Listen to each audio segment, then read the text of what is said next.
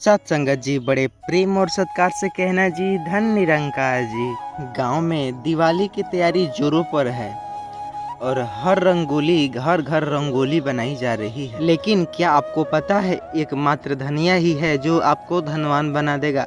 आइए जानते हैं इस वीडियो में, क्या सच में एक धनिया मात्र लक्ष्मी की पूजा यानी कि दीपावली के दिन इसका क्या करने से लक्ष्मी स्वयं हमारे घर पधारेगी। आइए जानते हैं ये क्या सच है।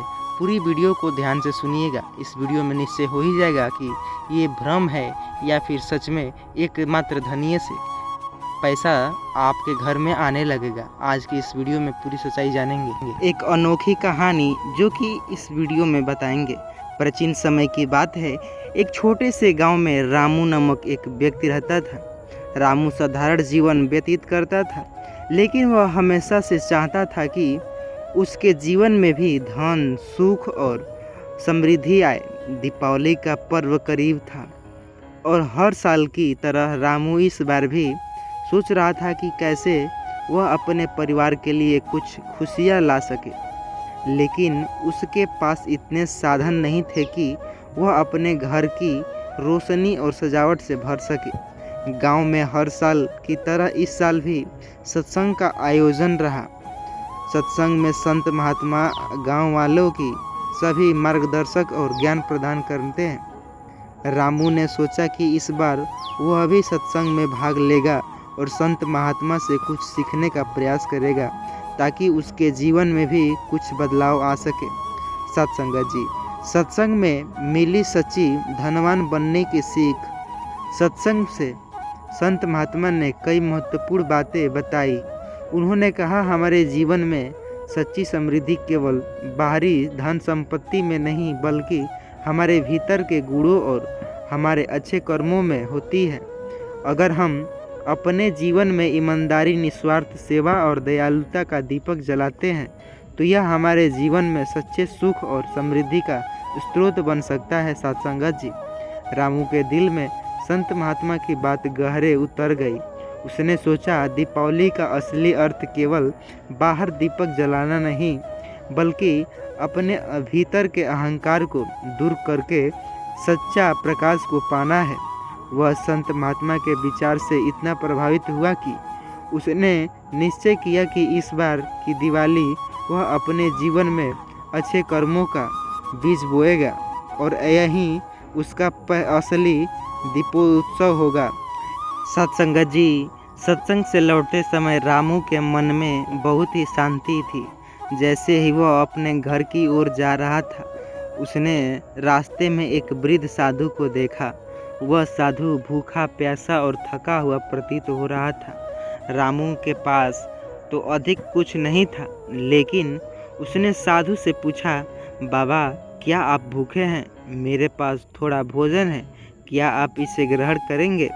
साधु ने मुस्कुराकर रामू का भोजन स्वीकार किया और भोजन करने के बाद उसे आशीर्वाद दिया। साधु ने कहा, बेटा तुमने मुझे भोजन देकर बहुत बड़ा पुण्य कमाया है। तुम एक अच्छे इंसान हो, तुम्हारा दिल बहुत बड़ा है। मैं तुम्हारे एक अनमोल चीज़ देना चाहता हूँ।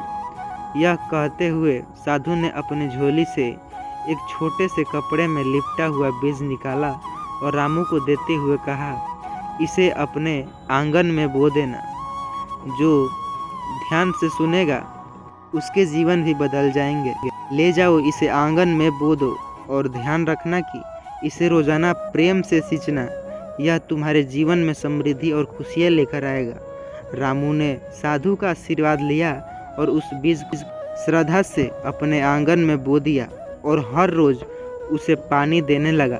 सत्संगत जी, कुछ दिनों के बाद उस बीज से एक छोटा सा पौधा निकला और वह तेजी से बढ़ने लगा। रामू ने उस पौधे का ध्यान रखा और उसे देख रेख में कोई कमी नहीं छोड़ी।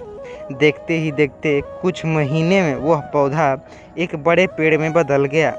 पेड़ पर अनोखे चमकीले फल लगे थे जो सोने जैसे लगते थे। रामू ने उसमें से कुछ फलों को तोड़ा और जब बाजार में लेकर जाकर उनकी कीमत पूछी तो उसे समझ आया कि यह फल तो अनमोल थे। रामू ने उस पेड़ के फलों को बेचकर ढेर सारा धन कमाया। अब उसके पास इतनी संपत्ति थी कि वह अपने परिवार की हर तरह की सुविधा दे सकता था। लेकिन उसने सारा धन अपने लिए नहीं रखा। उसने गांव के गरीब की मदद करना शुरू किया। उसने गांव में एक स्कूल और अस्पताल खुलवाया ताकि सभी गांववासी शिक्षा और स्वास्थ्य सेवा का लाभ उठा सके। रामू की इस उदारता से पूरे गांव को प्रशंसा हुई। सभी प्रशंसा करने पर मजबूर कर दिए। लोग अब उसे धनवान रामू के नाम से बुलाने लगे।